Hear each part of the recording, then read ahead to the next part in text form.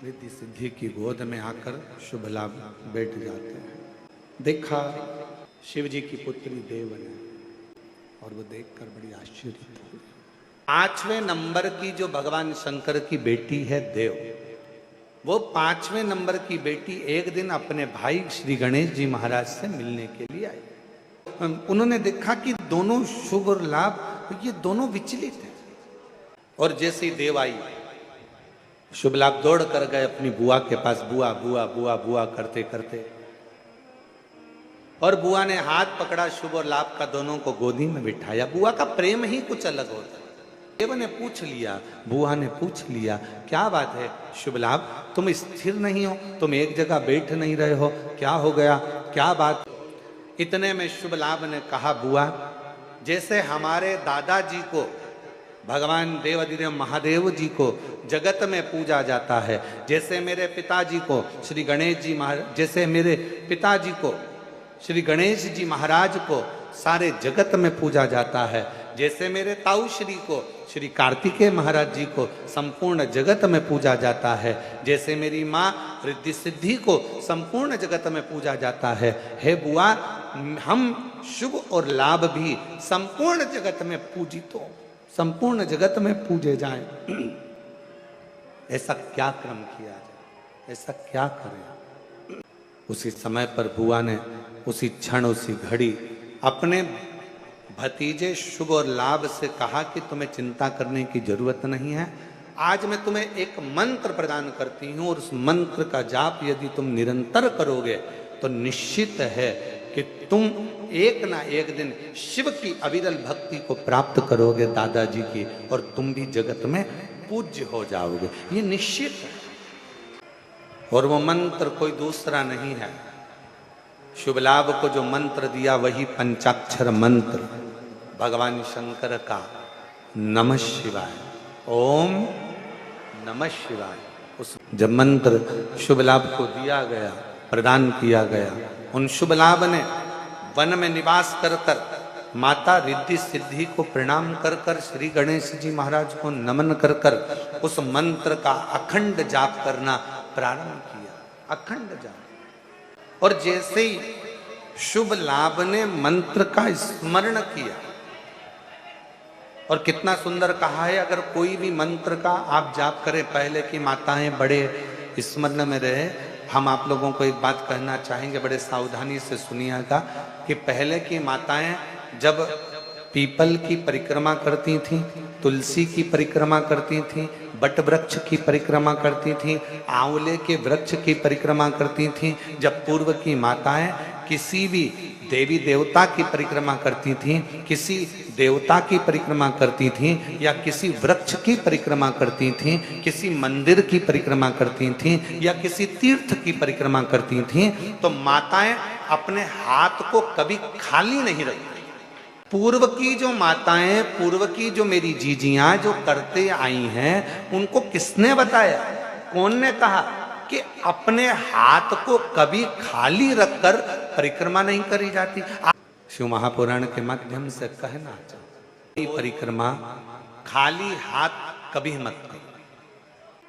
तुलसी जी की परिक्रमा कर रहे हो, हाथ में भले जल का पात्र रख लो। किसी वृक्ष की परिक्रमा कर रहे हो, अपने हाथ में कोई दाना रख लो। कोई परिक्रमा कर रहे हो, अपने हाथ में कोई अगरबत्ती, कोई धूप बत्ती, कोई मालिका रख लीजिए, कोई दीप रख लीजिए, कोई सामग्री रख लीजिए। कोई परिक्रमा खाली हाथ कभी नहीं करना चाहिए। ये कौन ने सिखाया? ये सिखाया स्कंद पुराण ने, ये सिखाया शिव महापुराण ने, ये सिखाया हमें लिंग पुराण ने, कि भगवान की परिक्रमा करते समय अपने हाथ को भरा हुआ होना चाहिए।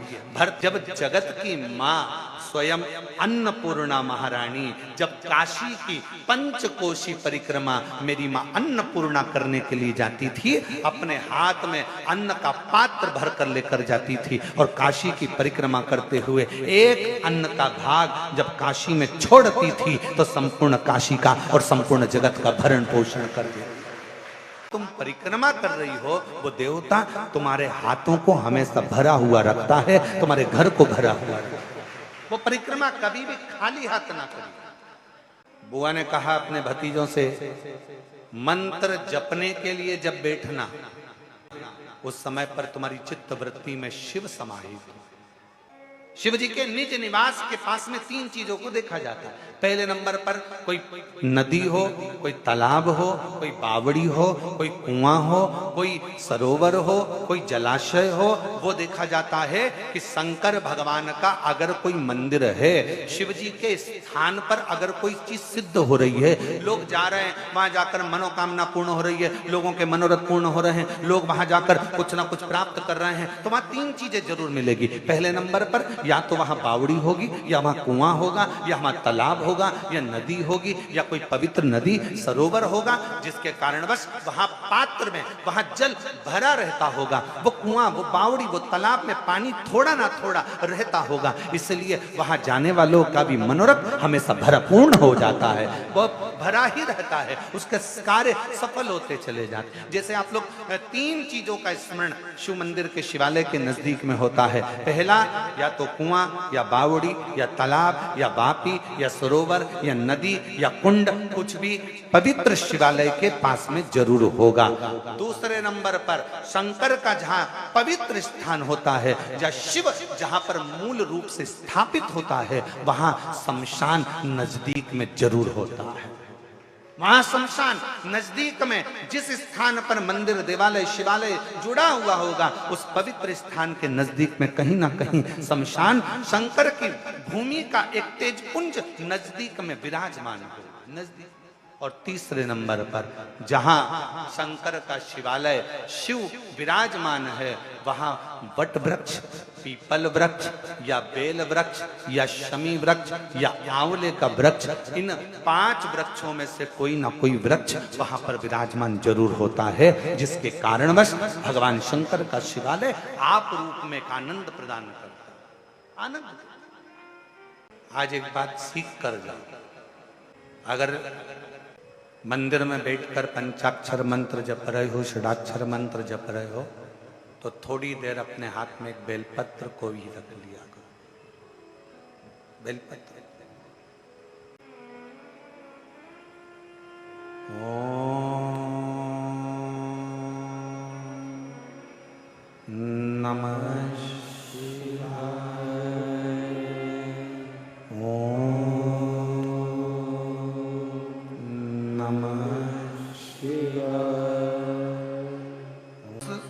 बेलपत्र को हाथ में रखकर दोनों हाथों से वंदन कर कर, खाली हाथ नहीं, दिल से प्रार्थना करते हुए, हृदय से विनय करते हुए, निवेदन करते हुए, दिल से प्रार्थना करते हुए, फिर उस बेलपत्र को अपने हृदय की कामना कर कर, विनय कर कर, निवेदन कर कर शिव जी को समर्पित करो, भगवान शंकर को चढ़ाओ। भगवान शिव को वो बेलपत्र समर्पित करो, शंकर जी को वो बेलपत्र चढ़ाओ। खाली नहीं रखना। परिक्रमा कर रहे हो तुलसी जी की, हाथ खाली नहीं रखना। जल चढ़ाया, झूठा था। दूध चढ़ाया, बोलो जम के बोलो, झूठा था। फूल चढ़ाया, झूठा था। और कितना सुंदर चरित्र शास्त्रों में लिखा है, फूल धोकर चढ़ाया तो भगवान स्वीकार ही नहीं करता। अब जरा विचार तो करो जरा, अगर बगीचे में से फूल को तोड़ा गया और उसको धोकर भगवान को चढ़ाया तो भगवान कभी स्वीकार नहीं करते, ये शास्त्र कहता है। इसलिए फूल को धोया कभी नहीं जाता। जैसे डाली पे से फूल टूट के आया, तुम भगवान को चढ़ाओ, पर फूल को घर में लाने के बाद तुम धोगे, पानी छीट कर साफ करोगे और फिर भगवान को चढ़ाओगे, तो समझ लेना फूल भगवान स्वीकार नहीं कर फालतू। अब किसी ने कहा गुरुजी घर से पानी लेकर जाते हैं, मटके का पानी है, नल कभी कभी नहीं आता, कभी कभी लाइट नहीं रहती तो बोरिंग से नहीं भराता, हमारे घर में रखा हुआ पानी तो बासी हो गया। शास्त्र कह रहा है, शिव चरित्र कह रहा है, भगवान शंकर की कथा कह रही है, वायु, अग्नि, जल, पृथ्वी, आकाश कभी बासी नहीं होता, वो हमेशा ताजा की ताजा ही रहता है। गुरुजी हम रुद्राक्ष लेकर जा रहे हैं। रुद्राक्ष को कहां कहां पर पहन के नहीं जाए, कहां कहां पर पहनकर नहीं जाए। शिव महापुराण में लिखा है, ये पूछो कि रुद्राक्ष कहां कहां तक पहनकर जाएं। नहीं का शब्द ही नहीं है शिव पुराण में। हम तो यहां तक कहेंगे ऊपर भी जाओ तो पहन जाओ, यहां तक कर शास्त्र कह रहा है रुद्राक्ष पहनो तो जहां तुम्हारी मर्जी पड़ जाए, जहां तुम्हारा दिल कर जाए वहां पहनकर चले जाओ। उतारना तो नहीं पड़ेगा, नहीं। फिर किसी ने पूछा गुरुजी हम भगवान को जल चढ़ाएं, बासी नहीं होता जल, याद रखना, बहुत ध्यान से रखना इस बात को। रुद्राक्ष जहां तुम्हारी मर्जी पड़े, तुलसी की माला जहां तुम्हारी मर्जी पड़े, तुलसी रुद्राक्ष कभी बासी नहीं होता, कभी बेकार नहीं होता। शास्त्र कहता है, शिव पुराण कहती है, गले में अगर रुद्राक्ष पड़ा है ना, तुम अगर बेकार जगह पर जाने का प्लान भी बना रहे हो ना, तुम्हारे सामने धागे में से लटकता हुआ आएगा और तुम्हारे दिल को बदल देगा और तुम्हें गलत जगह से हटाकर अच्छी जगह पर ले जाएगा। और रुद्राक्ष का कार्य ही है। शिव कथा कह रही है, परिक्रमा करते समय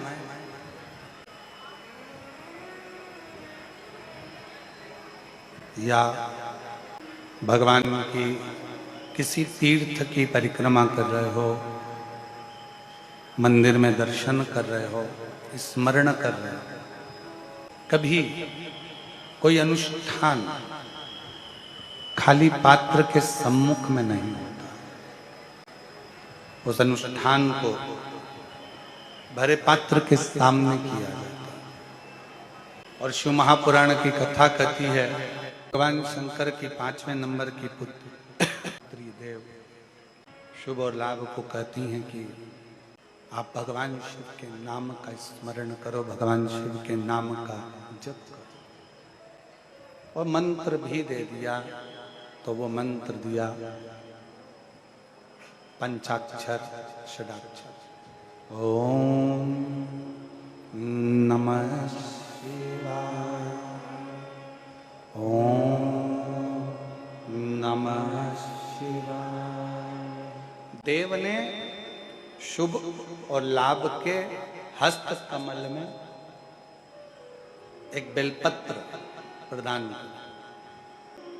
उसी बेलपत्र का आश्रय लेकर,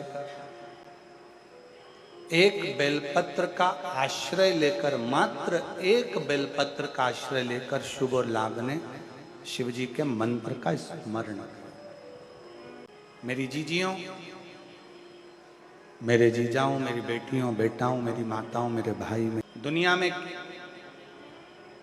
बेलपत्र को लोग केवल एक पत्र के माध्यम से जानते थे, चढ़ाते थे और मंदिर से आ जाते थे। एक बेलपत्र में कितना बल है। और फिर कहूं, कभी जिंदगी में जब जब कहीं आपको लगता है कि मेरी उलझनें बढ़ रही हैं और उलझनें समाप्त नहीं हो रही हैं, या आपको लगता है कि मुझे बहुत आगे बढ़ना है पर मुझे ऐसा लगता है कि मैं जितने कदम चलता हूँ उसके बाद फिर वापस पीछे आकर खड़ा हो जाता हूँ, फिर पुनः पीछे, तब एक बेलपत्र का आश्रय लीजिए।